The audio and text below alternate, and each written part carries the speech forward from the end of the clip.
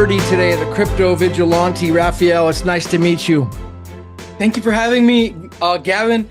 Thank you for having me here, and thank you for being a voice on a topic that is so contentious in the world right now.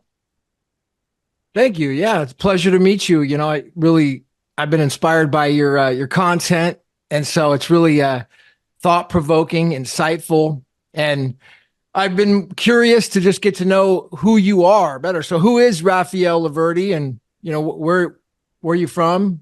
Tell us more about you. Well, I'm Colombian, and I'm someone that fell in love with Bitcoin. I'm also someone who was blessed to have been friends with Daniel Krawietz before he met Bitcoin, before he came to know Bitcoin. So shortly after he discovered Bitcoin, he shared it with me and a group of people at an Austrian economics reading group in Austin, Texas, while we were all in college. We were all doing our own postgraduate studies. Some people were finishing up their bachelor's degrees. This group was it was a very dynamic group because you had people from different disciplines. You had people that were involved in the world of physics. You had engineers. You had people that had MBAs that were already working in the market. You had people like myself who at the time I was finishing up a master's degree in philosophy and psychology, and on top of that I was studying economics with these guys and the Mises Institute. So you had a very dynamic group of people that came to the white paper, that came to Bitcoin, and this was in 2012, 2011, 2012. And it was interesting because we had already been studying Austrian economics for a good 2 years, where we would meet at least once a week, sometimes twice a week, depending on what book we were reading. And at times the group would even meet 3 times a week, and they would meet up at another location, which was a very famous location in crypto history, called Brave New Books in Austin, Texas. And Brave New Books was this place that brought about a lot of libertarians. It became like the libertarian hangout in the United States. Looking back in history, a lot of the libertarian legends of the US, including Dr. Ron Paul, went through this little bookstore that sat underneath a Chase Bank in Austin, across the street from the University of Texas. And so it was within this environment that I was nourished, and that I came into Bitcoin alongside many other Bitcoiners who discovered Bitcoin alongside with me and Daniel Krawietz at this reading group. It was actually Daniel again who brought this idea of Bitcoin to us, and we went through a discovery process together. Everyone in that group now is very influential in the world of Bitcoin in one way, shape, or form, whether they be entrepreneurs, whether they have mining companies, whether they went on to become very controversial figures in the world of Bitcoin. Interestingly enough, half of them became maxis, half of them became big blockers. Very interesting dynamic. So this was a very a beautiful event in my life. It was a blessing, and it was within this environment that I kept growing. Then when we had the Civil War in Bitcoin, now that I look back in hindsight, it makes a lot of sense to me that most people in the crypto world did not have this dynamic, did not have this group of friends. They probably discovered Bitcoin on their own, and they may have told a friend, and they did a lot of research on their own. I was blessed to be part of a group that, again, met twice, 3 times a week, with that was very much multidisciplinary, that would come together and give their feedback from their own personal experience regarding Bitcoin. So, for example, if you had someone who was an accountant, they would come back from what they've talked about at work with their friends, and twice a week they would bring feedback on Bitcoin. If I had someone who was an economist in the group, they would bring economic feedback. So I was nourished from a very multipolar polymath perspective as to what Bitcoin is.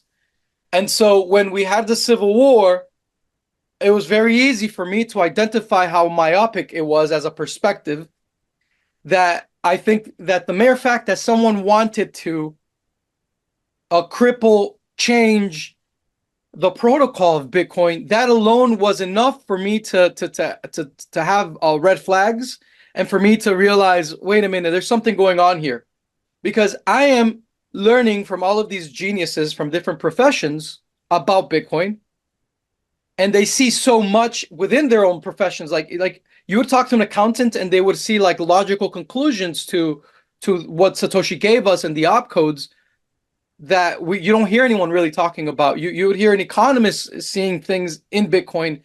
And so I was sitting there just taking all of this information from all these different perspectives. And so it was when someone came with a very myopic view of like, this is what Bitcoin is, and this is how you scale Bitcoin, and you actually have to cripple Bitcoin to scale Bitcoin, which is really the small blocker narrative, and you have to scale off chain. At that moment, I knew something was wrong.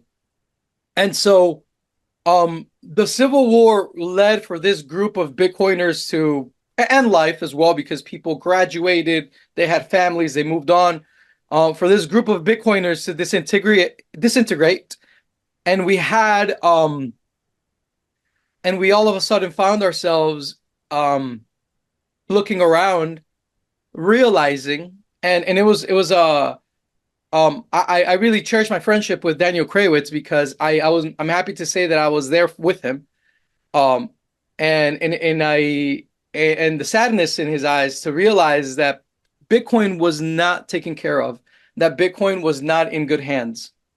And it was that realization that I saw through him, then I realized that in reality, we are the ones that are custodians of Bitcoin, and that we made a mistake in that we thought too little of ourselves at the beginning of Bitcoin, when in reality we probably, with all humility and honesty, we probably were amongst the people in Bitcoin best prepared to receive this gift of Bitcoin and to protect it, whatever protecting Bitcoin means.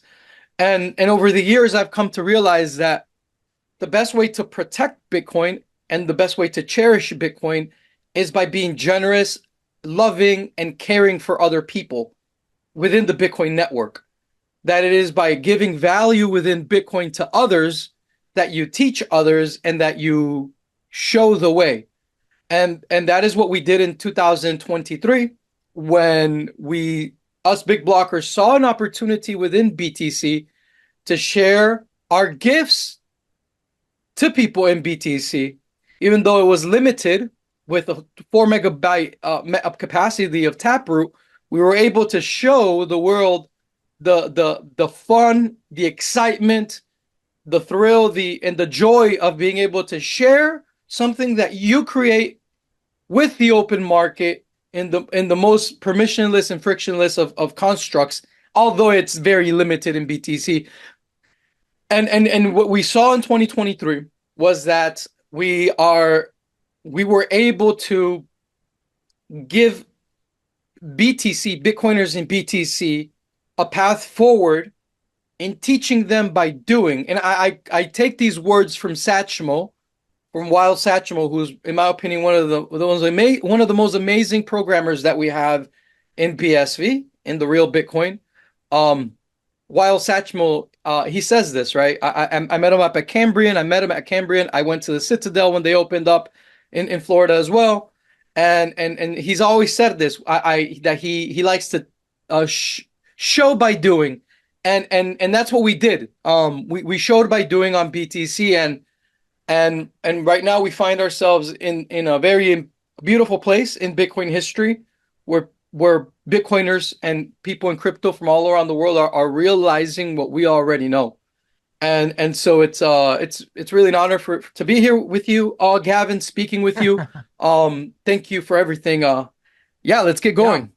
Well, seems like a heck of a good background. So we went from Daniel, meeting Daniel Kravitz or being with him, it seems like back in the college days, and then evolving over with Bitcoin, over from the beginning, and then becoming, now seeing yourself as a custodial like a custodian of Bitcoin. And, then going into the narrative between the small and the big blocks, you know, it seems like You there's a want to lot hear of something direct, funny? You want to hear something funny? You please. want to hear a funny story? So after the Civil War in Bitcoin, Daniel Kravitz, in his genius, he starts asking himself, who can I trust? And why is it that stupid people are deemed intelligent in Bitcoin and crypto? Like, how is it that people are so easily psyoped? So somehow, in his own research, he went into studying narcissism and behavioral psychology, and he stumbled upon a movie called Being There. So we were at the Satoshi Nakamoto conference, at the Satoshi Vision conference in Tokyo, Japan, which was the first big blocker conference.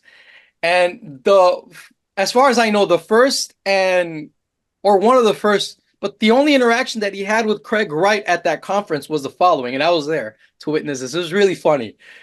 It's almost like they were speaking at another level to each other. And this was how the conversation went. So Daniel Kravitz goes up to Craig Wright, shakes his hand. He's like, "Hi, how are you?"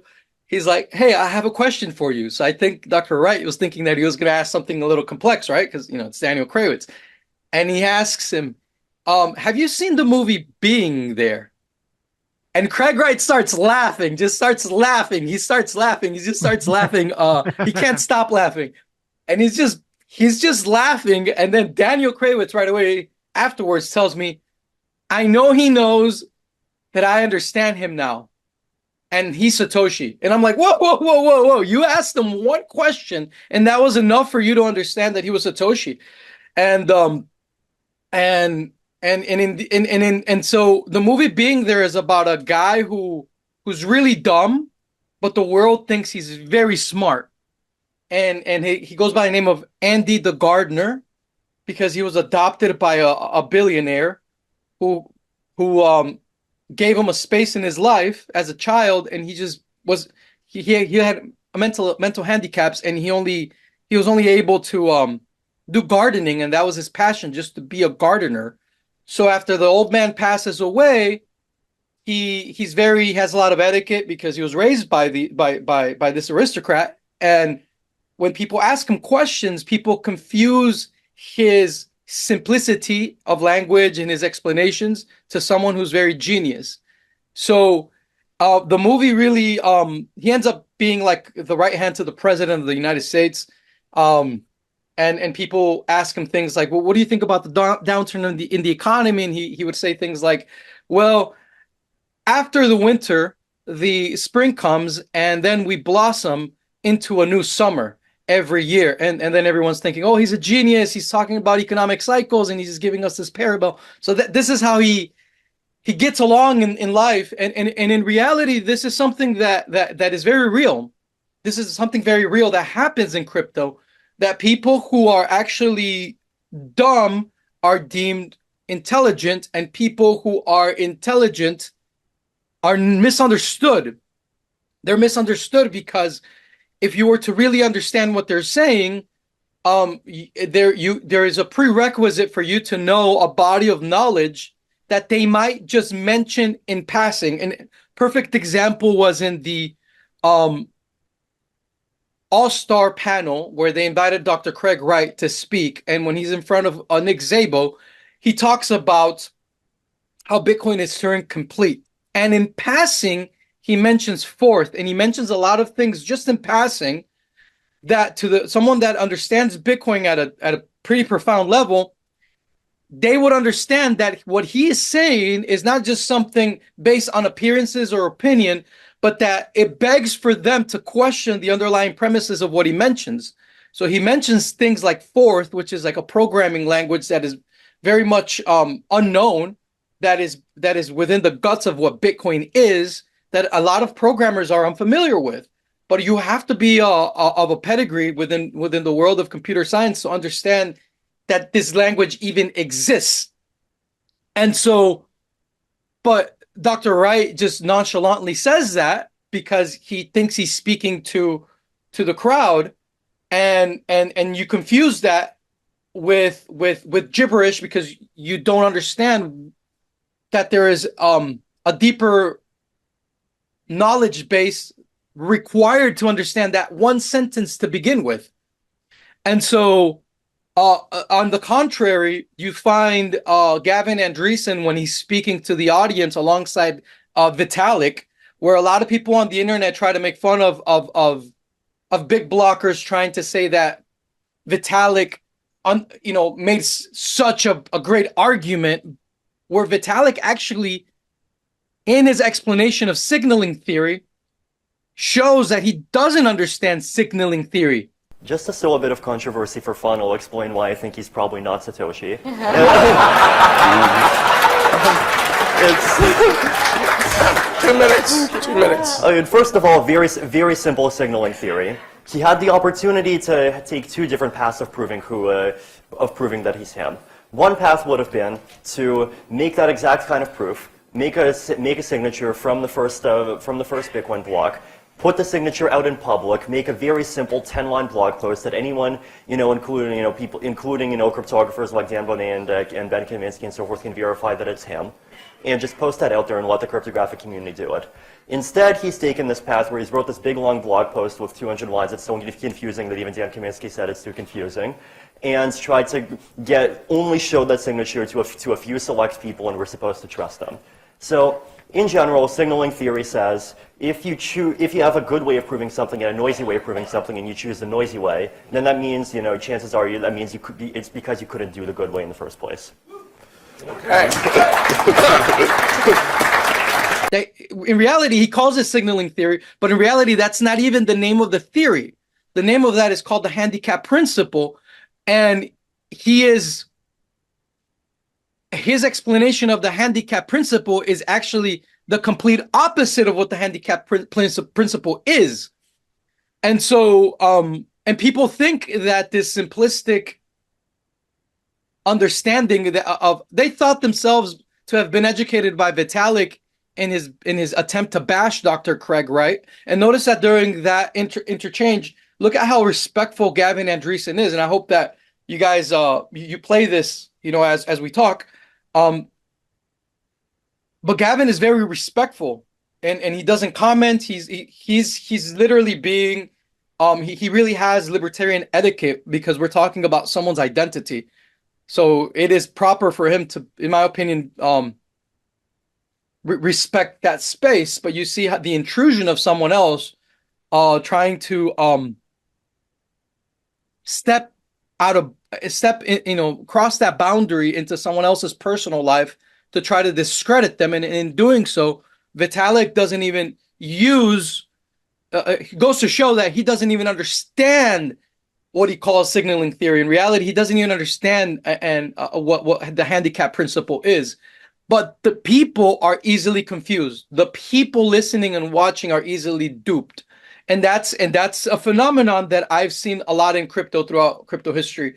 And what will happen as time goes by is that you guys will realize that a lot of the people you thought were very intelligent and that you were programmed to think that were very wise and within crypto are really not. And that the people you were told not to listen to and that the people you were told to ignore and they were actually the really smart ones all along, and the ones that really understood this technology. You will understand as well that I am just blessed as a person. I don't consider myself a genius. I consider myself someone with the capacity to be, I'm very nimble in my mind, and I'm very flexible in my mind, and I've known how to associate myself, if per se. I think the gift that I have is that I always strive to be as holistic as possible. But I don't consider myself a genius, but I've been blessed to be surrounded by geniuses. And so, Gavin, sorry for my digression there, but yeah, I just wanted to. Well, no, it's a really good story, on Daniel Kravitz meeting Dr. Craig Wright, and him having this telepathic moment of humor that somehow connected the two of them on a different level that we really can't even comprehend. It sounds like it then going in. it led me to my own conclusions because it led me to realize that Dr. Craig Wright is someone who, as Satoshi, he has to play a role. Okay, you have to understand that if imagine you yourself watching this. Imagine if you and your friends doing research, you discover Bitcoin. Bitcoin is a discovery. It really is. It's you have all of these factors from all these sciences, and you discover that this one recipe of all of these sciences when they come together, and these technologies and sciences when they come together create this a magnificent thing called Bitcoin. And the more you research it with your friends, the more you realize, wow, this is actually the best way to do this is by adding this, by maybe not doing as much of that. And so he discovers Bitcoin, goes anonymous, then is doxxed by Wired magazine, by the brother-in-law of his buddy who passes away, who he loves dearly, right? And then at the same time you have the Ross Ulbricht situation, unfortunate situation with the Silk Road, and you're being doxxed to Wired magazine, to the Australian Tax Authority, and you find yourself in a predicament that you don't know what's going to happen. Like, put yourself in that position, guys. And there's a lot of people out there that are like, interestingly enough, a lot of the biggest haters that Craig Wright has are people that are anonymous on the internet. So you guys should empathize with this reality even more. So imagine if someone were to dox you as the creator of a technology where the most forward-facing entrepreneur in the world at that present moment while you're being doxxed is being served 2 life sentences. How would you react? How would you feel? And so it's I'm sorry, I don't know how we got to this rabbit hole. I think I forgot how we got to this conversation. But it's guys, like yeah, pardon me. What were you saying, Gavin? Ultimately, I wanted to go in the direction of where, if you've come I mean, this is a deep question, but if you've come to the conclusion of what your definite purpose is, it seems like, watching the Jack Liu interviews that you did in 3-part series were very progressive. From the beginning, it looked like you were kind of discovering, it seemed like as a novice that you were kind of, come to the conclusion that, wow, big blocks are important. In the first interview, wow, big blocks, this is an amazing, like, it seemed like you were perhaps still kind of evolving in your thinking from that first interview to then the second interview. You were like, wow, Jack, this is hyperbitcoinization seems to be a real thing. And then the third one, now it looks like you've transcended into some like a monk or something. I don't know. You had this at the end moment. So I don't know. Have you come up with what your definite purpose is, in life and why you're doing all this? Okay. So, first off, thank you. This is a magnificent question that really opens up what I really want to talk about. And just to conclude what I was saying, like, about Craig Wright, like, put yourself in his shoes, be empathetic if you can be. And realize that you would probably freak out even more, All right. So as per your question, so coming from this group of Bitcoiners, where you have very prolific people that are small blockers, right? I mean, I was not just around Kraywitz. I was around Pierre Rochard. I was around Michael Goldstein, Bitstein on the internet. I was around Jimmy Nguyen. I was around many others that are kind of more anonymous, but geniuses. I was around a lot of amazing Bitcoiners, guys. Okay. So I know Jimmy Nguyen from the time when he was working on colored coins. When Jimmy Nguyen was a big blocker, I knew Jimmy Nguyen. Okay. So like I was surrounded by all these Bitcoiners, not just big blockers. So when I come into Bitcoin, I said, I come as someone who, well, if you want to understand my background and my mind a little better, I studied philosophy in college. I studied philosophy I did graduate work in philosophy. Philosophy is my real love. I love philosophy. I love lady philosophy, as the Greeks would say. Um, and my love for lady philosophy led for me to strive to learn how to think better every day. So when I'm sitting in these Austrian economic reading groups and we're discussing Bitcoin from an Austrian economics perspective, and we have Peter Serta lecturing us, we have Jeff Berwick hanging out with us at conferences, we have all of these libertarian professors that were streaming in on a weekly basis to discuss Bitcoin with. I find myself being nourished from all directions, and my mind is not conducive to bringing some preconceived notion into my understanding of Bitcoin, but rather I am driven to wonder. I am driven to look at everything that I'm learning about Bitcoin in real time and give it its ultimate conclusions. And I'm looking at different premises, right? I'm studying the premise of the accountant, of the physicist, of the engineer, are all coming to these reading groups talking about Bitcoin. This is 2012, guys, and I'm learning from each and one of them, and I see each one of their perspectives, and I extrapolate from those perspectives and those areas of expertise logical conclusions. I see them as premises to the complete argument that is Bitcoin. And so I am synthesizing all of this information in my mind, and I was already a big blocker. Before the Civil War, I understood that money was a first application in the Bitcoin protocol. I understood that in a world where there's still tyranny, there will be niches where privacy coins will be sought after by humanity. But in this reading group, and actually a lot of these lectures and conversations were on the internet up to not too long ago. They were still around, and you see like a young Rafael in the corner, a young Krawitz. They're great. Someone has these. I think Michael Goldstein has these lectures. Either him or another guy that I don't want to give his name out, but he's someone that's very private. He's a big blocker too, but he's a private person.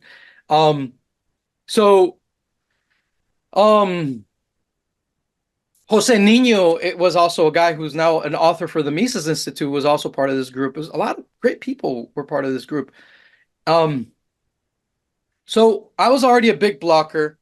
I already understood that Bitcoin was a big block Bitcoin, but during the Civil War of Bitcoin, I find myself now becoming a gladiator for Bitcoin and going to conferences and just fighting for Bitcoin. I didn't even know who Craig Wright was, and it was a progression for me to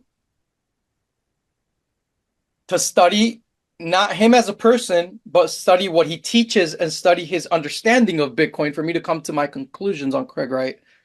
And it was not till recently actually where I finally was like, no, this guy has to be Satoshi or the main architect or part of the team, but this guy he was definitely, in my opinion, was definitely involved in the creation of Bitcoin.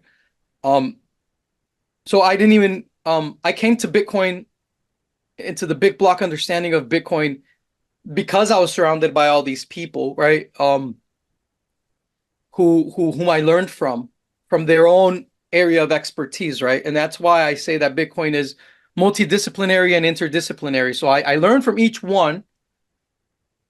Because, okay, in academia, if you are someone who's trained by just one faculty, you're trained what to think.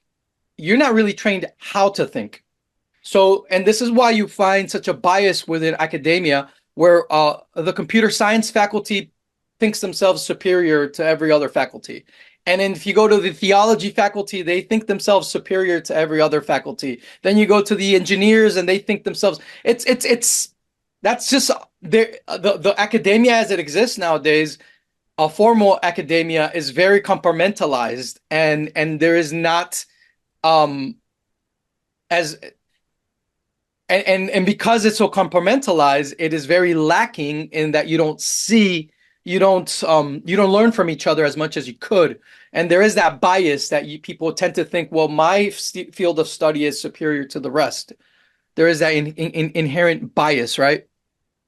So again, I come from a different world where my love was philosophy. I didn't, in college, I didn't even care about how am I going to make money in the future, because I knew that I was going to figure it out, because I was going to be able to outthink people in the real market. I understood that. So I concern myself with learning how to think and not so much learning what to think.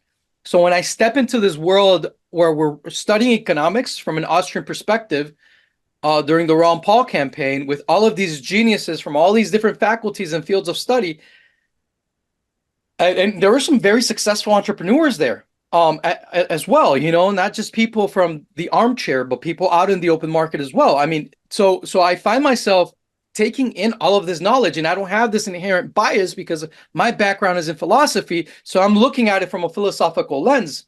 The PhD is the philosophical doctorate of that field, right? It's because you've reached the level of wisdom of that field, right? Where you come to realize that you know so much about one specific subject that it's humbling. And that's really symbolically what that PhD means, right?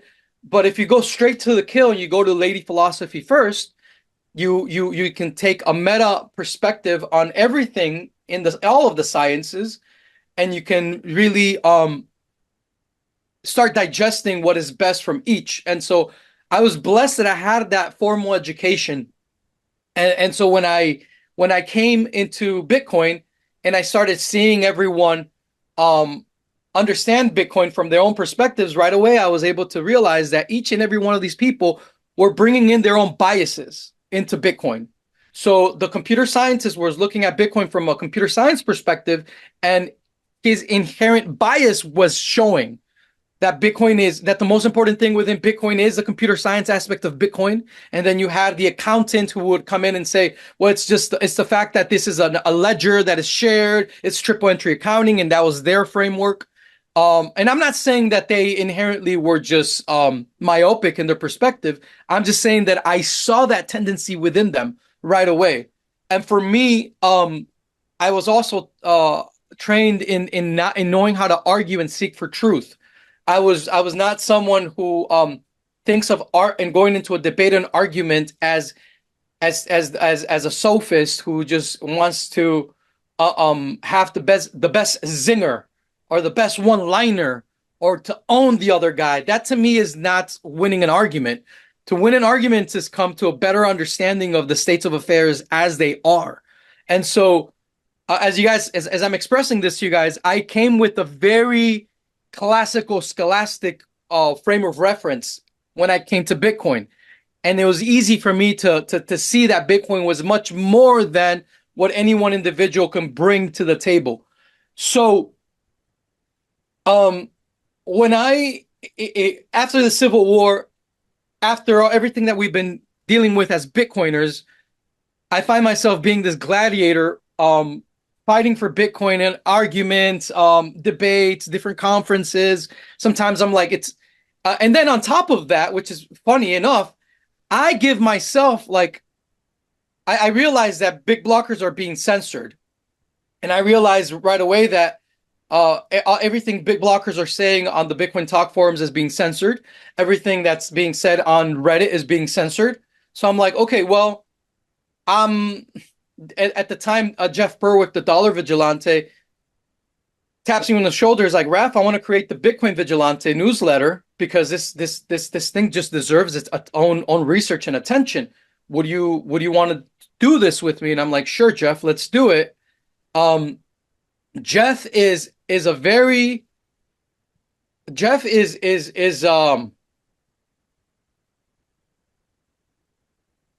the word open-minded on the dictionary, that's Jeff. You'll see his picture. He's very open-minded. He's not closed to any idea. And during the Bitcoin Civil War, he was the first one to call out the small blockers, actually. He was the first one to be the Kurt Walker Jr. on We Are Change with Luke Dasher. If you guys look that interview up, where everything you hear Luke Dasher say, pardon me, not Luke Dasher, pardon me, Kurt Walker Jr.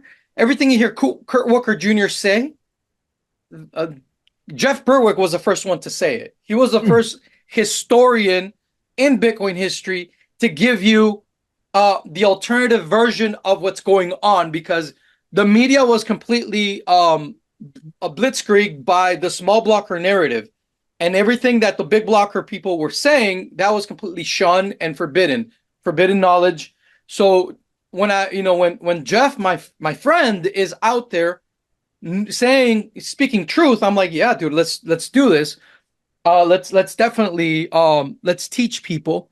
And it's in the back of my mind, I'm thinking, let's use this as a platform to not just teach people, but to really look out for what's best for everyone. And it starts with giving people an alternative perspective on things.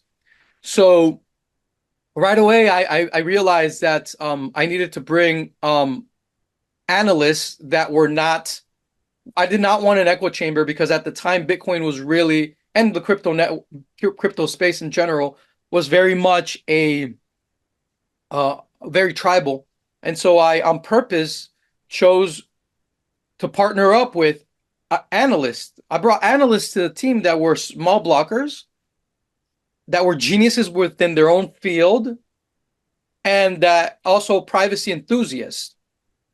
So like that, now we found ourselves having a full stack team of everyone with a very diverse perspective. And to this day, a lot of these analysts completely disagree with me on BSV, but it creates a very rich environment, Gavin, where they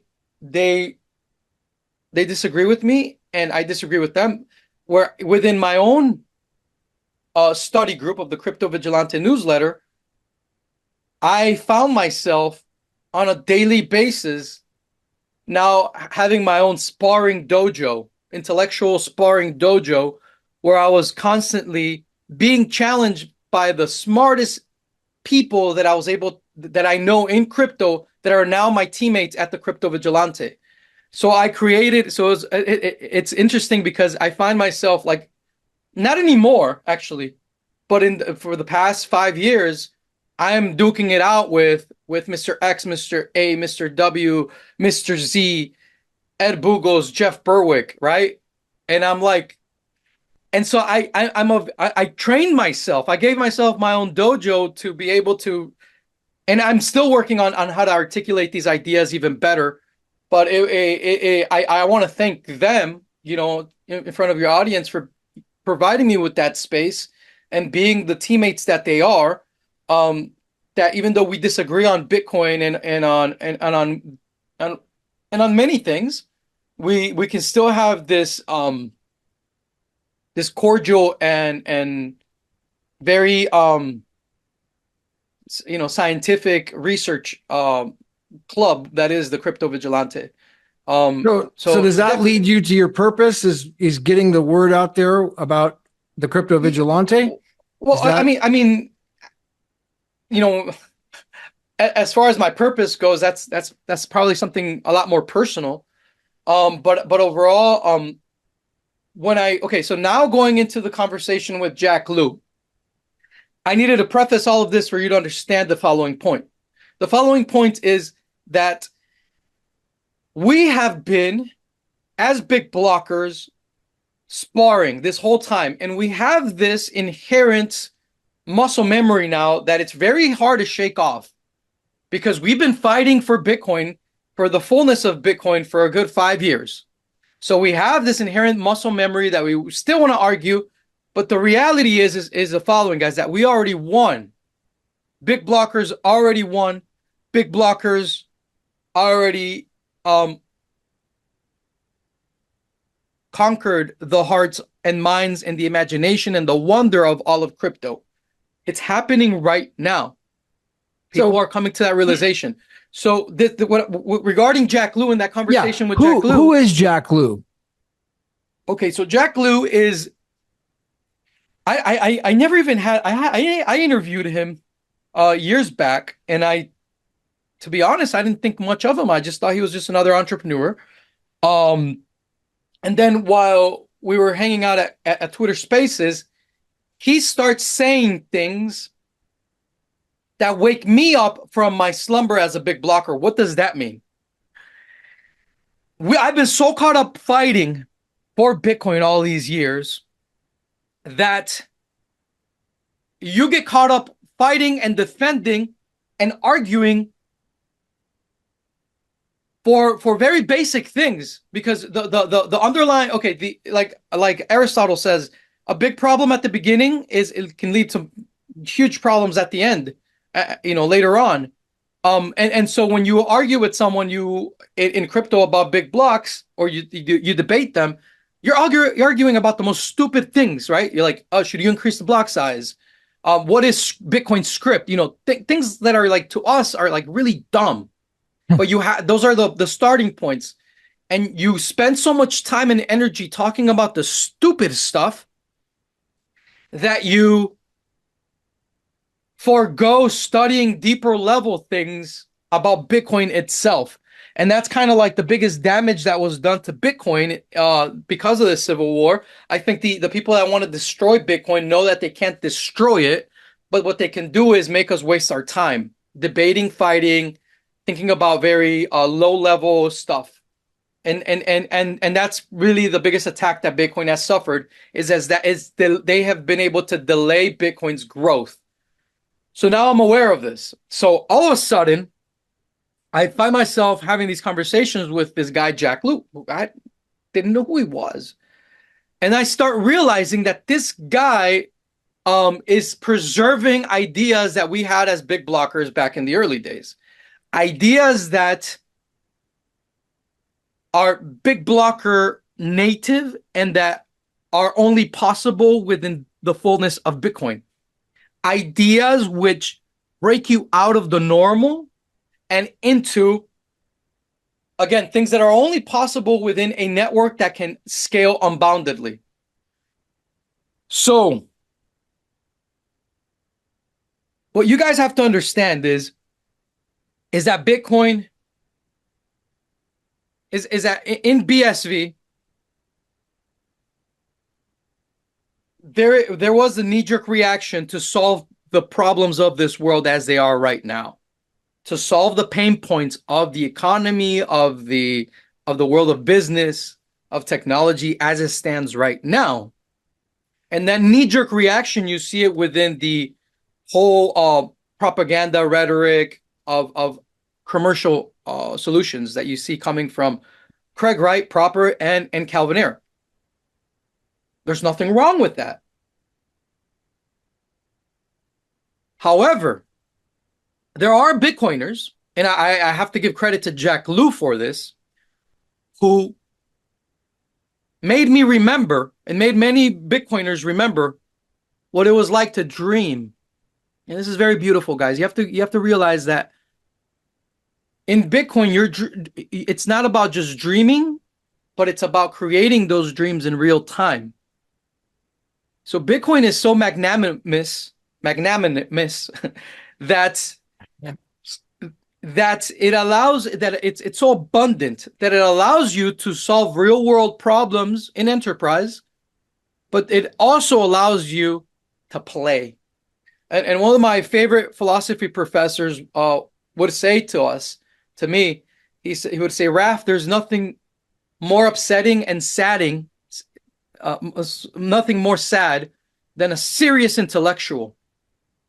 And the reason why a serious intellectual is a pity, it's upsetting, is because when you are serious and you approach something with seriousness, with what we call now the word boomerish, with a boomer attitude, seriousness, you lose a sense of wonder. And in order to regain that sense of wonder, you have to be more like a child, and you have to embrace things and the key word is playfulness. So when you're able to play, you're able to create. So as so you see a world that now, and there's someone in Bitcoin that has never left that. And I've always been very close to this person, Daniel Krawitz. He's never left that playfulness of it. And notice that anyone that approaches Bitcoin with this playful attitude, and by playful, it doesn't mean that you're playfulness doesn't mean that you are disrespecting Bitcoin or anything like that. Playful means that you understand that Bitcoin is this one thing which is so incredible that the way to reach its ultimate potential is by putting your mind in a place where you can experiment with it, where your category of what's good and your categories of values are ascend to a higher level beyond the immediate needs of this world. So you are changing your paradigm to a higher level. And it's not that you're a better person for doing that. It's just that you realize that Bitcoin is just that abundant. So think about it this way, guys. The vast majority of the crypto world right now are like children playing in playgrounds that instinctually they know now, they've been conditioned to know that these playgrounds are limited in their capacity. So they play games that innately, implicitly, they know that have their limits. And they accustom themselves to play with these games that have limits. What we have in BSV that not a lot of people realize to this day is that we have the ability to play games and to create games where we can go on into infinity. They're unbounded and we can have fun. Okay, and notice that those people that see Bitcoin as this beautiful playground to discover are people who automatically have a knee-jerk reaction to build on-chain, open source, and interoperably. They have an innate mindset shift. They have a paradigm shift right away where they see Bitcoin as this world-changing, transformative thing that changes everything. Like Craig Wright himself has said in his interviews, Bitcoin changes everything. It's not just finance, it's everything. So what happens is that when I start talking to my only real interlocutor throughout this whole time in Bitcoin history was Daniel Krawitz. And he would open up to me and talk to me, Raph, this is how my perception of how the states of affairs are within Bitcoin.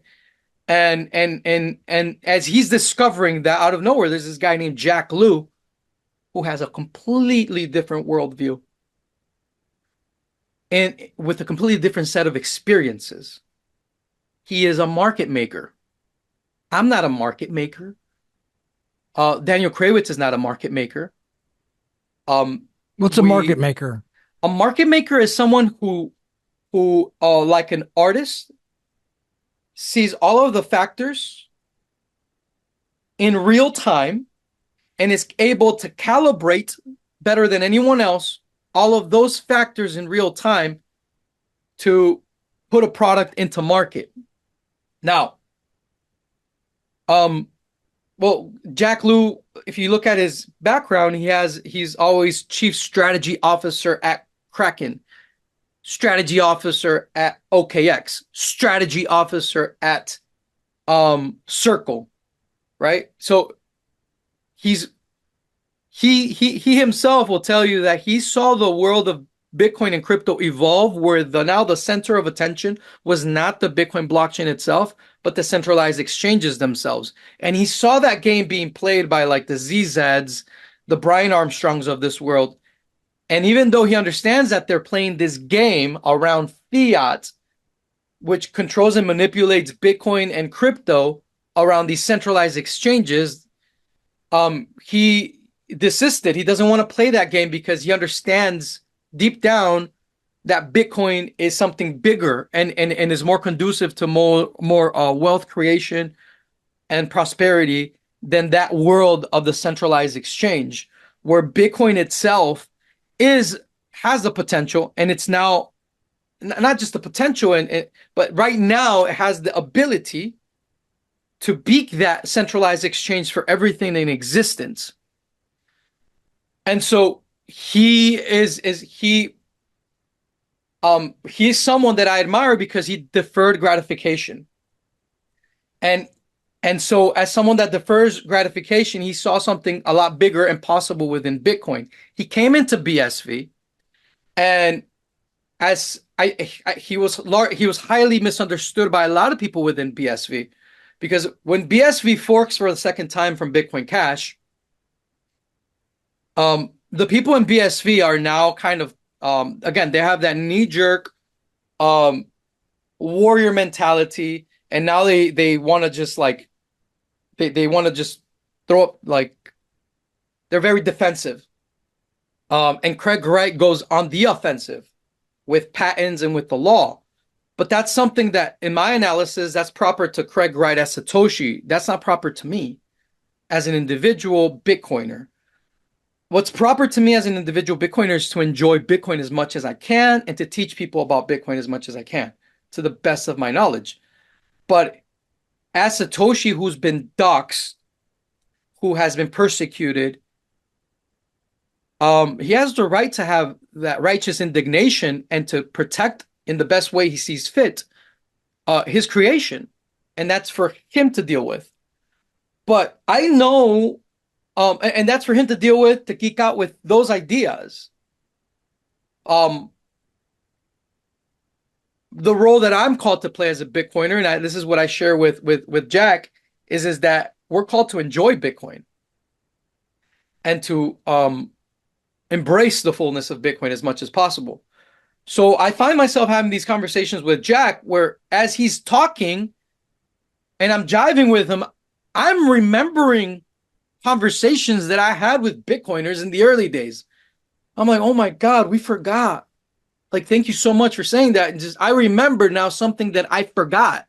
And that was constantly that was constantly like the insight that I kept coming to, is like, oh my God, these bastards attacked Bitcoin to the point that Bitcoiners forgot how to dream with Bitcoin. Bitcoiners forgot how to have wonder. Bitcoiners forgot what it was like to know that these realities exist and that they're there for the taking, that we can embrace them, that we can compute on chain. Sounds like Ralph, would be a good time for us to go into the narrative of utility, because a lot of the philosophical nature of what you've just discussed is incredibly powerful. If it could be blended in with utility somehow, then those with logical minds may be able to grasp this a little bit more.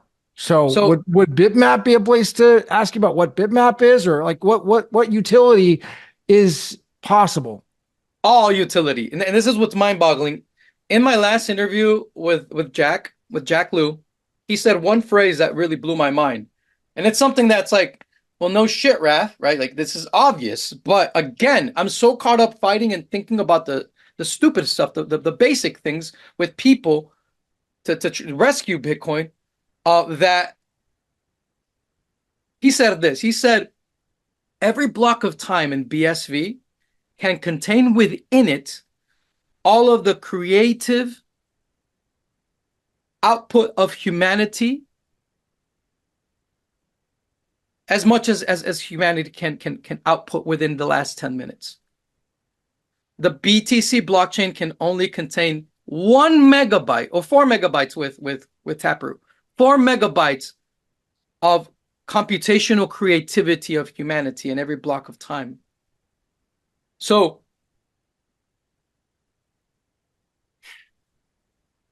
when he saw me like, oh, Raph, it seems like you're coming to realizations. Yeah, I am.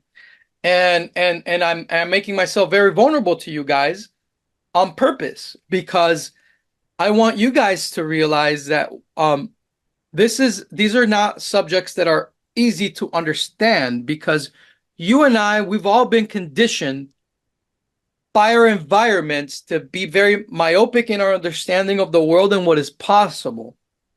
We have machine learning, we have language models like ChatGPT that we can use to leverage our creativity even more. We can create a lot more.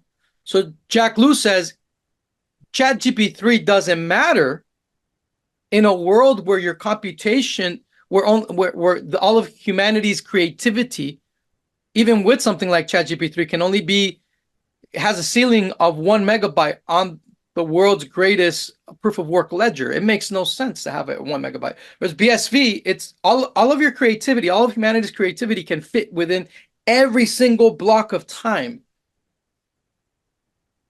So innately, for people who think like Jack Liu and myself, innately, we have a paradigm shift where we're not thinking about our businesses when we think as Bitcoiners, but we think of Bitcoin as the business we all belong to. And it's a different type of business. It's a business based on triple entry accounting, not like a corporation, which comes from dual entry accounting, where you need ultimately the central planning government to attest ownership and property rights in that dual entry world. But the triple entry is the chain of digital signatures. The triple entry is the book of life that is Bitcoin, the global truth ledger that is Bitcoin, attested on the blockchain, protected by proof of work. It is that which brings us together in what Jack Liu described in our conversation, in a convergent way, where I benefit from your success and you benefit from my success, and we both leverage off one another's success, where innately we're called to serve one another and give ourselves the best that we have to give to each other. So we find ourselves in a very interesting place right now, because we are almost like cavemen, mental cavemen. We really truly are, guys. And so what you saw within me, when I being vulnerable in that conversation with Jack, was me being like a caveman that is getting it even more. That is understanding that, sure, Bitcoin can solve enterprise problems like Calvin and Craig Wright are showing the world in their own way. But Bitcoin can do much more than that.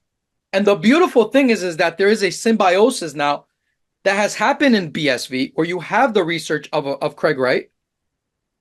You have the more practical theory of someone like Jiawei Liu of S-Script. And then you have implementations in the open market in real time, like with a Mint Blue, right? Or a Handcash, that are more enterprise oriented. They want to like have, they use like the old school startup, lean startup or enterprise middle market model of just satiating a need in the market in real time. Nothing wrong with that. And a lot of Bitcoiners in BSV are see that, and they're like, wow, this indeed is very useful for what the world needs. Correct. But there are other Bitcoiners, and I think a lot of it has to do because of the influence of Jack Liu.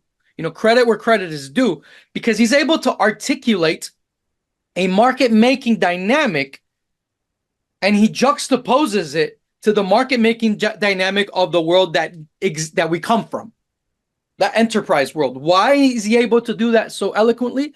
Because he comes from that market-making world. Again, his pedigree and his background is very unique in crypto. He comes from as someone who was the strategy officer for all of these exchanges, so he understands the mindset of a crypto world that acquiesces to the world as it is.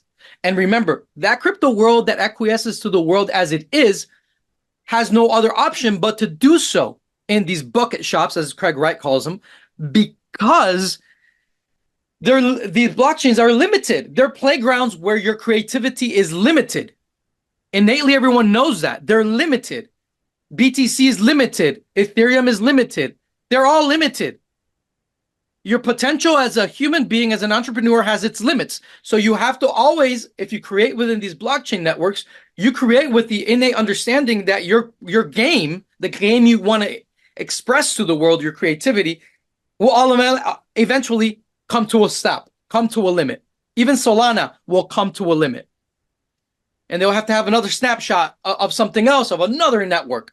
But Bitcoin is a game that It's a network that has no limits.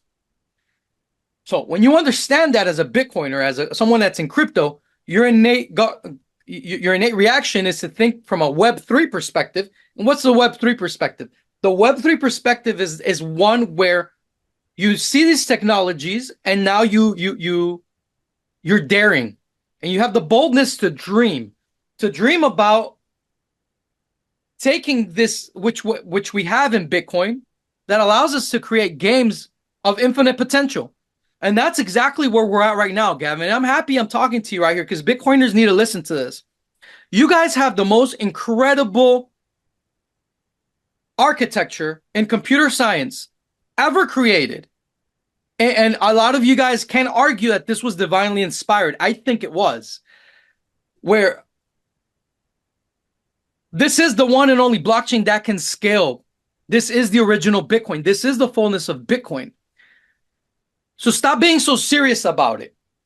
If that's something that it's within you to solve problems of the world we come from, by all means, keep doing that because it does satiate and will solve many problems in the world of enterprise. But if you are someone that wants to wonder, if you're someone who's creative, know that you've been conditioned, not just by the world of enterprise, but by the world of crypto itself, to be very limited in your creativity. Innately, they've trained you to see even Bitcoin as a place that is limited in its capability. So what you have to do is meditate on this, that you now are part of a network that is completely unlimited. Your potential, your creative potential is infinite. And the best thing you can do is have fun with this. How do you have fun with this? You enter into a playfulness that allows you to discover how to best serve other Bitcoiners by having fun. You have to have fun. If you're not having fun while playing with the fullness of Bitcoin, you're not doing it right. Again, there's nothing sadder, more upsetting than a serious intellectual. So start thinking about how to have how to enjoy Bitcoin, because it is in this process of enjoying Bitcoin that you guys will unlock capabilities within Bitcoin that will allow you to take Bitcoin and to discover more faculties within Bitcoin. Case in point, all of the research that Dr. Craig Wright has been showing the world regarding end-lock time. He's been talking about end-lock time for many years. And Jack Liu has obviously been studying that, where he says, okay, well, end-lock time is something that makes a lot of sense. And then he sees the work that Daniel Krawitz has been doing with Boost Proof of Work, and he married both of them in his mind. And he started creating games based out of end-lock time, which in the early, a lot of people call it in his implementation, Lu-locking, after his last name. And out of that, you see a bunch of games. Now we have lock streaming being something. And you see, and the beautiful thing, guys, is that, look, from the research of the Jiawei Lius and the Craig Wrights, you have a better understanding of what is possible with Bitcoin. Then you will see enterprise. We're all like in a symbiosis with each other, okay? You have to understand that that's the nature of Bitcoin right now. Then you'll see the enterprise people come in, like the Calvinaires, and try to see these creations, how they can satiate needs in the market in real time. At the same time, but notice that their knee-jerk reaction is to play within the model of the corporate world. So they're going to try to, their innate reaction is not going to be one to create or to contribute to the open source ethos of Bitcoin. They're not going to, because they're thinking about their patents, their IPs, their shareholders. There's nothing wrong with that, but that's them.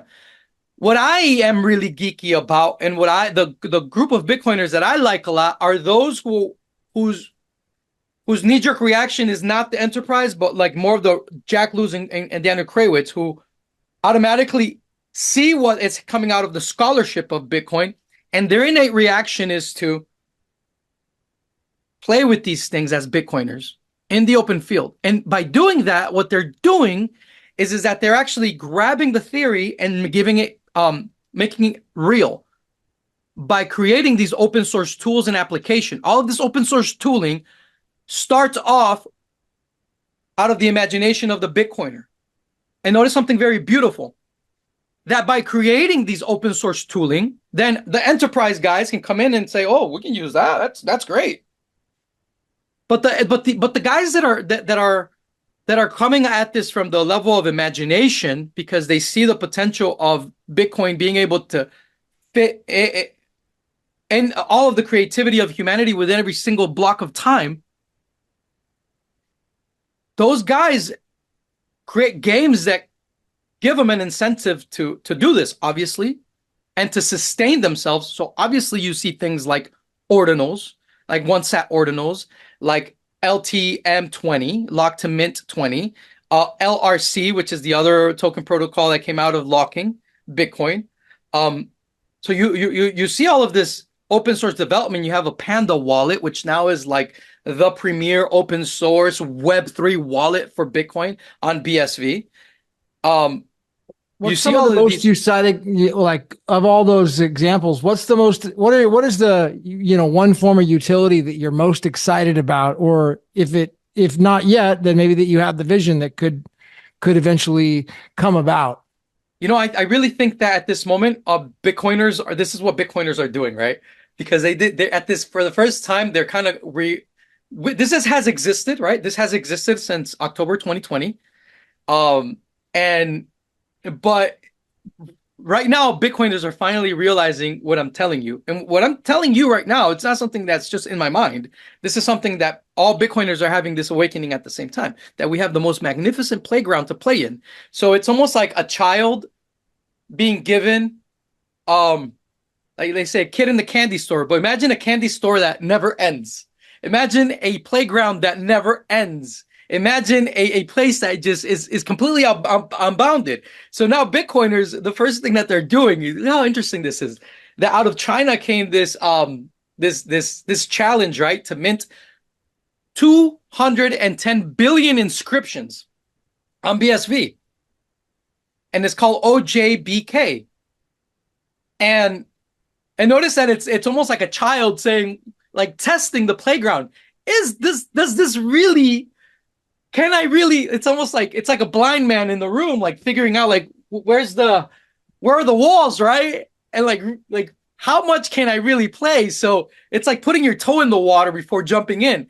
That's where we're at right now, guys. And it's very beautiful to see this. It's almost like very childlike that Bitcoiners on BSV are really like testing the limits to the point that they have developers have to go back and fortify the indexes within BSV, because what this commands is an ability to, like, we really are pushing it to the limits of what we're pushing.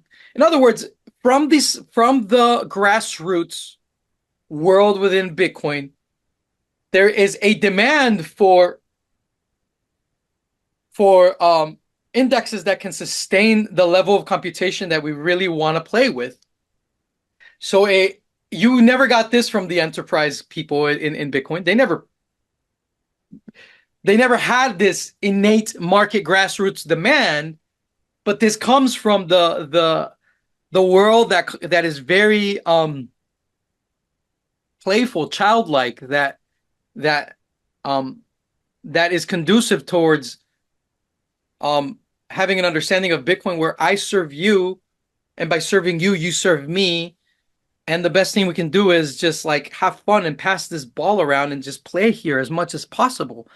So out of this innate playfulness that Bitcoin has for the Bitcoiner, we were able to create the first game. Okay, let's do the biggest inscription series in the world, OJBK, 210 billion inscriptions. And I think Jiawei Liu jumped in and he created his own inscribing thing on Script. And then RelayX has its own, and Panda Wallet, you can do it through Panda Wallet, you can do it through RelayX. And so pushing it to the limit is really where we're at.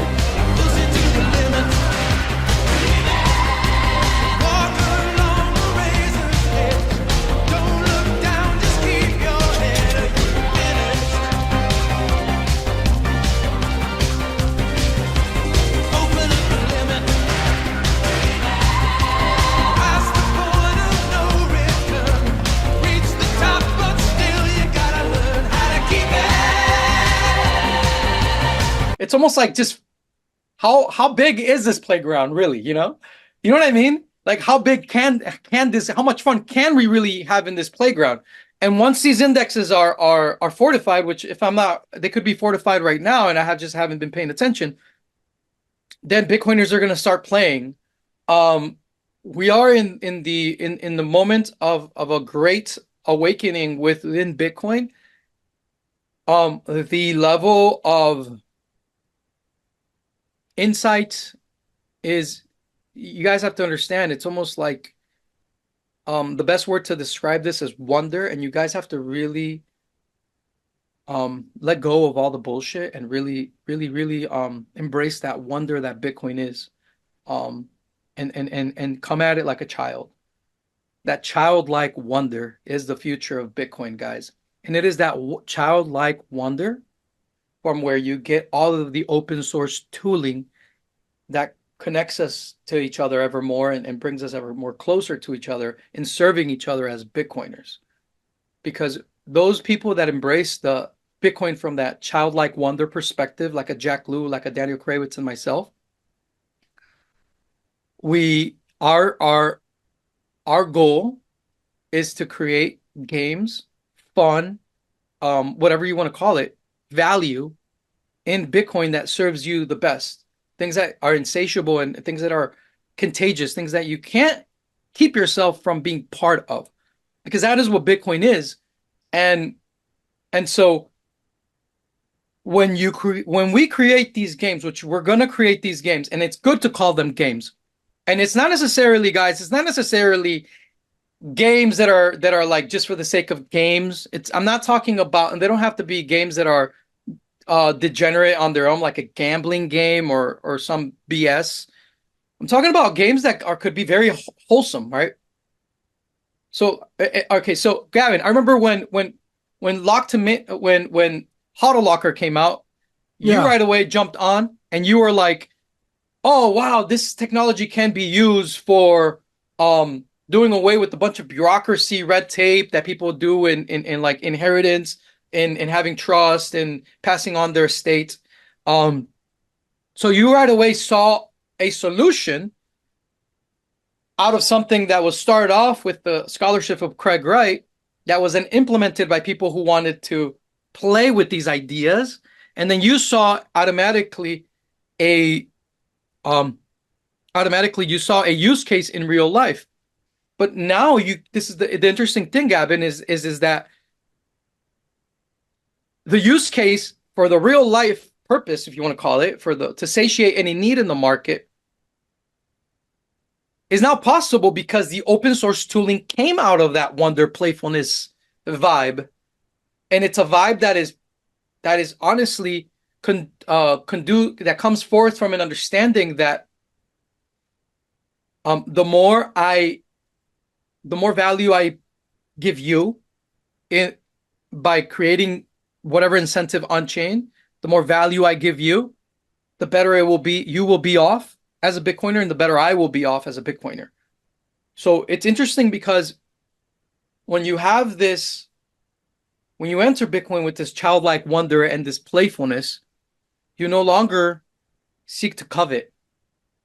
You want to give, you want to give, you want to give, you want to share, you want to share, you want to give, and you realize innately that the best thing you can do for Bitcoin is to be as generous as you can be, as helpful as you can be, as life-giving as you can be to other Bitcoiners, like children.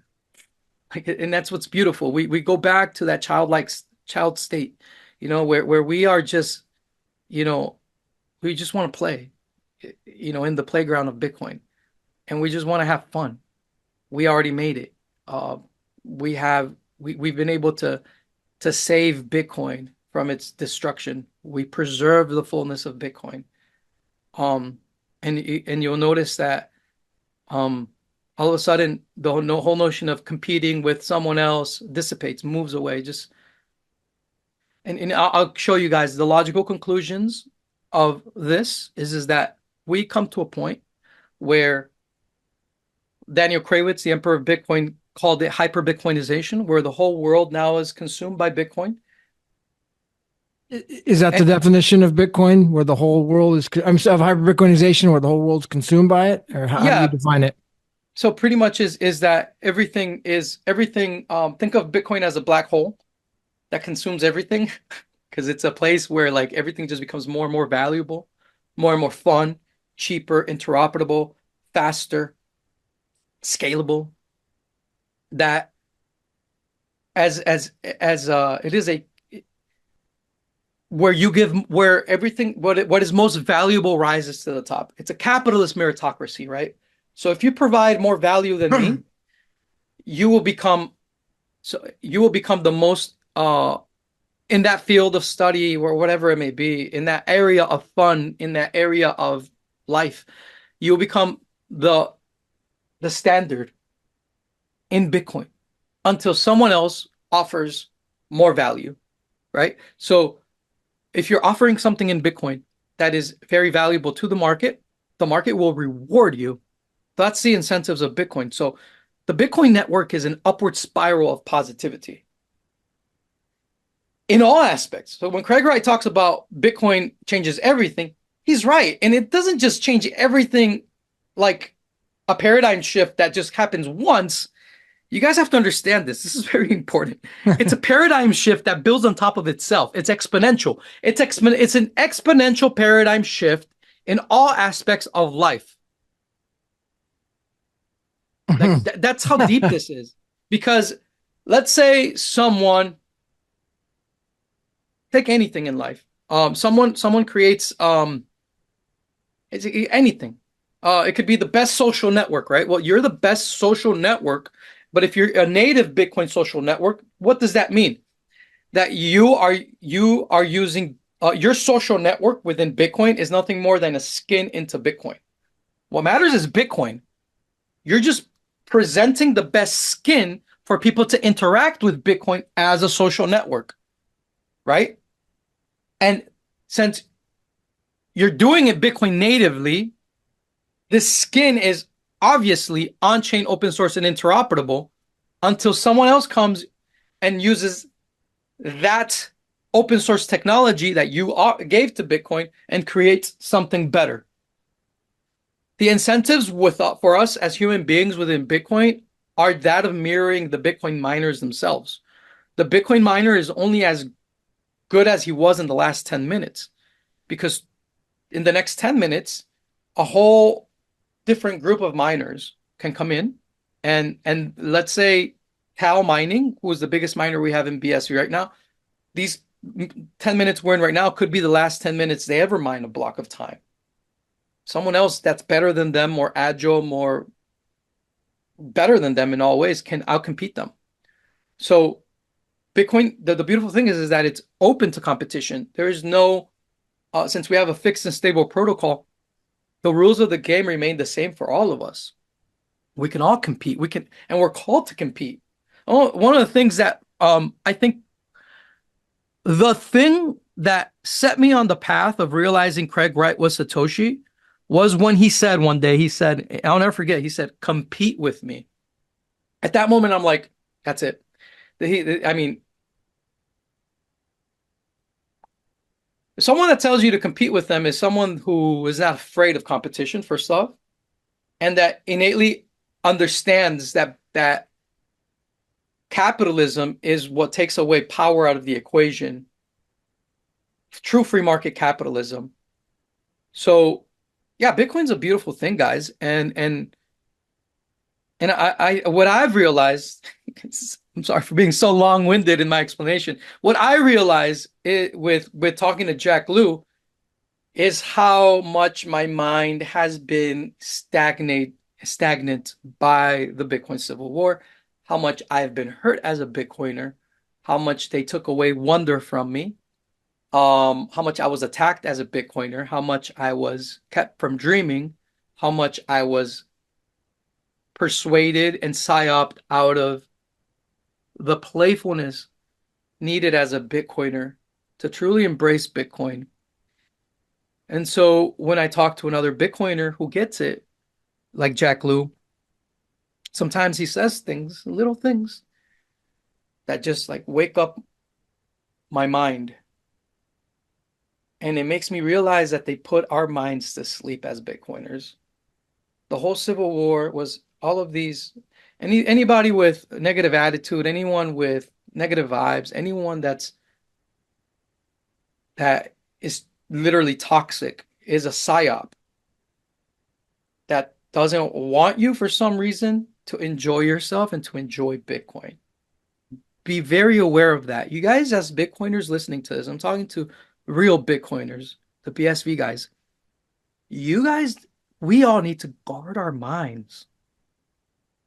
Your minds are like sacred temples where you guys hold forbidden knowledge. And I'm being very honest with you guys. Every big blocker, every BSVer holds secret knowledge that to the world is secret, is esoteric. So you have to be very smart in how you take care of your mind, take care of your temple. Don't don't waste your time unless you're called to. Like there's this guy on Twitter, Hector. He has the patience of a saint, and the guy is so articulate, and he's a master at the Socratic method, and he's turned many BTC maxis into real Bitcoiners with his patience and his dominance of the Socratic method. And or Jack Liu, you guys all need to protect your minds. A guy I really admire within PSV is Bitcoin Intern. And Bitcoin Intern, he's the type of guy that would say, like, I'm gonna go meditate now, guys. I'll be gone for a couple of weeks. I'm gonna go meditate. And that's what you guys should all do. Like, really take care of yourselves. Because you guys have knowledge that Forbidden, you said? well, it wants to be forbidden. For some reason, there are energies in this world that do not want people to know about the fullness of Bitcoin. Just look at how BSB has been attacked. It's the network that has been the most attacked in the history of Bitcoin. And I think honestly, Gavin, it's because the level of vibration that the fullness of Bitcoin gives the world is so high that it's proper to fight for it, but you guys have to be peaceful warriors. I love that term. Be a peaceful warrior, but it starts with peace, like be a warrior for Bitcoin, but be a peaceful warrior. But real peace comes from joy. And the best way to fight for Bitcoin is to have joy in your life. Don't be serious. Don't engage Bitcoin with seriousness. Anytime that you find your soul, your heart, your mind infected by toxicity of just negative energies, low vibrations, like at that moment, know that is robbing you from being the best Bitcoiner that you can be. The best Bitcoiner that you can be is the child within you, the child that you still are within you. And you need to nurture and take care of that child that you have, that you are. And embrace the wonder, the magic, the beauty of life in knowing that now you have the coolest toy in history. This is the coolest toy that you as a child can play with. And you know how one of the coolest things about this toy, Gavin, that I discovered called Bitcoin is that we realize that this toy that you don't need any money to play this toy, to play with this toy, that it's so efficient and scalable that it costs 1/50,000th of a penny to engage with this network. Meaning that with $400, I personally can subsidize the posting and listing of whatever you want for sale or whatever you want to do on chain for 8 billion people. I can literally subsidize the whole world family. Yeah. To play with this toy for free, where they can, embrace Bitcoin, share their creativity. They can play with Bitcoin. Your creativity comes from playfulness. They can have fun with Bitcoin. And then if their fun is valued by the world, they will be paid in Bitcoin. So the onboarding problem into Bitcoin has been solved. has been discovered that it's solvable, and it is solved now. So let me ask you one more question here in closing and see where this goes, and we can wrap if we may. So, I was going to ask you if BTC could consume BSV. However, I feel like that question is rather elementary now, based upon your entire philosophical, presentation, or basically your perspective that you gave today. So, has BSV already consumed BTC, or can it? I mean, where are we in the scheme of things on Bitcoin? Gavin, you guys are all gonna wake up one day and realize that you guys are like real life Jedis. That Bitcoin gave you the power to be a Jedi. That's what you guys are gonna realize. Because imagine having the technology where your mind and your creativity can interface with the entire planet at the same time with everyone else. And that by you giving value into the network, you create exponential growth, health, and prosperity for all. Gavin, Bitcoin starts in the human mind, because you have a tool of infinite potential. In reality right now, existing and working right now, Bitcoin right now can do whatever you want. The only thing limiting Bitcoin is our minds. Our minds are the ones that are limited. Does that make sense? So, everyone else in crypto, they wish they had that within their favorite networks.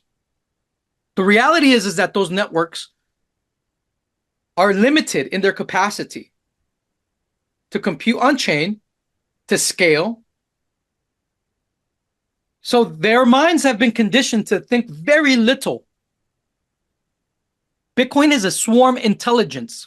Everyone in Ethereum wants to be part of a swarm intelligence. Everyone in BTC wants to be part of a swarm intelligence. But they are within the construct of something that is very limited. So the only way for them to orient their desired swarm is by having rhetoric, sophistry that can contain that desire within the limitations of what they have.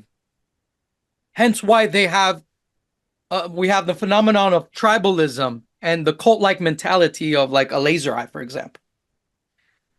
On the contrary, we in Bitcoin, in the real Bitcoin, we have the potential in reality right now of you being able to embrace, to hone your mind, and to completely give your best to Bitcoin. Everything. Give your best to Bitcoin. Bitcoin is capable of embracing everything you would want to do, create. So, I'm sorry, what was your question again? Sorry. Can BTC consume BSV? Can BSV consume BTC, or has it already happened? I mean, okay, Gavin, the thing is that it already did. It's already happened. It already happened. But the thing is this. In reality, like Aristotle would tell us, in reality, it already happened. In reality, Bitcoin already has that ability right now to be able to compute whatever you want on a blockchain. It exists right now. Again, the only obstacle is in our minds. And it starts with us Bitcoiners. You guys, I'm being very vulnerable with you guys, and when I talk to Jack and to you, Gavin, because I need you guys to see that I myself am going through a process of recognition that Bitcoin is intimately interconnected with our thoughts. I know this sounds a little bit like weird. Bitcoin is intimately interconnected with our thoughts. in a world where we all embrace the fullness of Bitcoin, you will be a lot smarter, and you will become smarter as the more you interface with Bitcoin. Why? Because you are engaging the global truth ledger that is most efficient and scalable. What does that mean? The appetite of the human intellect is for truth. That's the whole reason why we're having these conversations, why we're asking these things in our mind. The way you actually think as a human being is by asking yourself questions, whether you realize it or not. The way your mind works is that implicitly or explicitly, you're asking your mind questions every single day, all the time. And your subconscious mind is looking into your memory and imagination to give you the best answers possible. It's a feedback loop. The appetite of your willpower is towards goodness. You as an individual are oriented towards that because that is instinctually what your mind is oriented, and your willpower is oriented to survive and prosper in this world, in this where we're at, right? In our life. So your mind is already constantly seeking truth, and your willpower is constantly seeking goodness. You can err and satiate your mind with what seems to be true, but in reality is not the fullness of truth, or not true at all. You can satiate your mind, your willpower with what you think is good, or what you perceive to be good, but in reality is not really good for you. But when you're part of a network that incentivizes goodness and truth, you're saving time in that quest to figure out, to satiate the appetite of your intellect, which is truth, and the appetite of your willpower, which is goodness. So the moment you start embracing Bitcoin more and more into your life, you will grow as a person, and you will be able, as a feedback loop, give back to Bitcoin greater good, greater truth. And by the outcome will be that you will nourish all other Bitcoins with greater truth and greater goodness.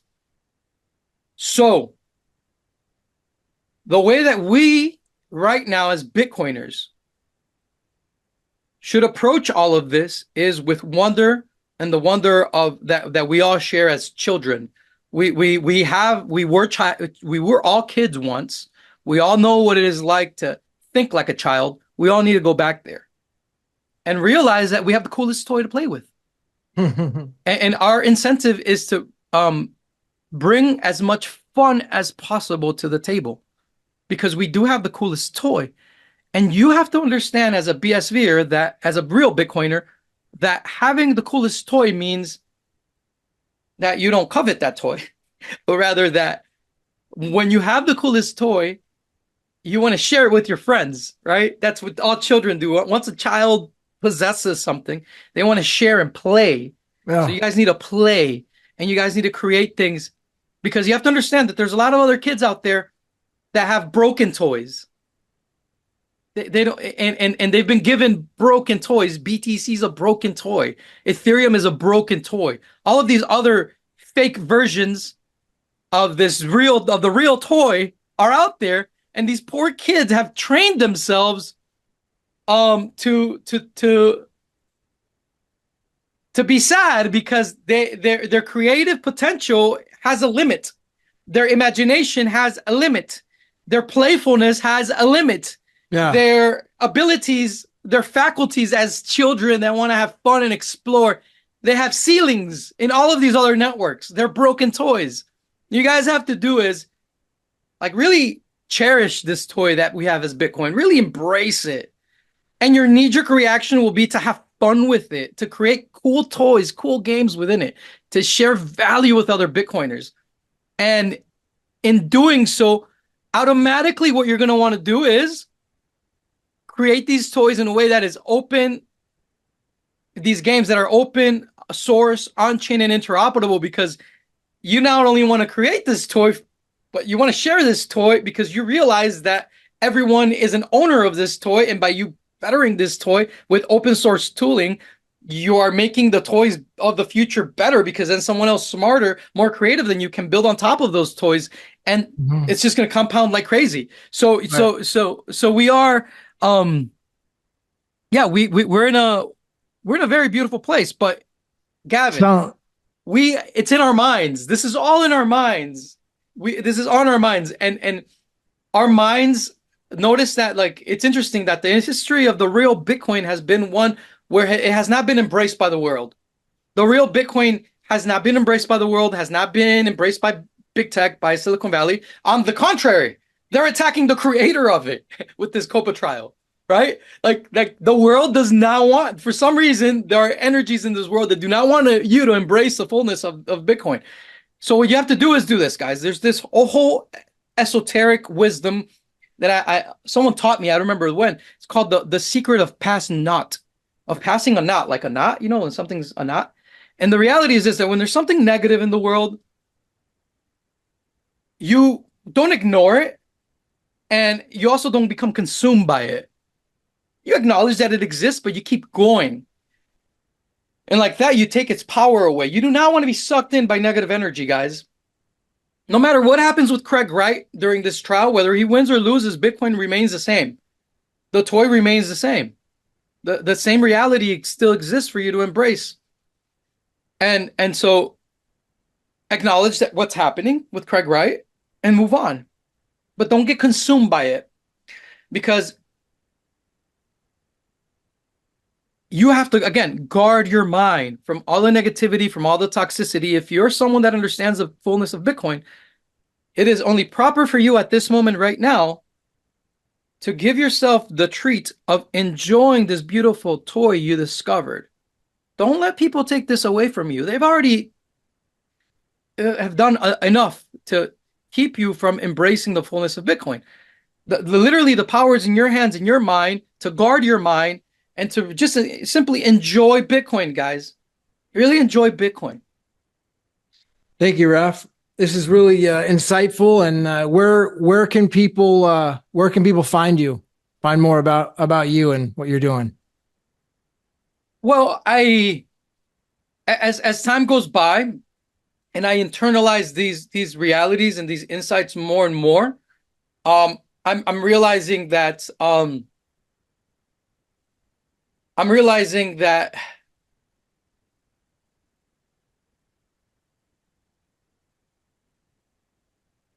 I don't need to fight anymore.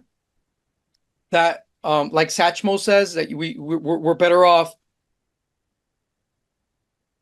showing by doing. And I think the best thing we can do now is have fun with Bitcoin. So you can find me on hodllocker.com. Go to hodllocker.com.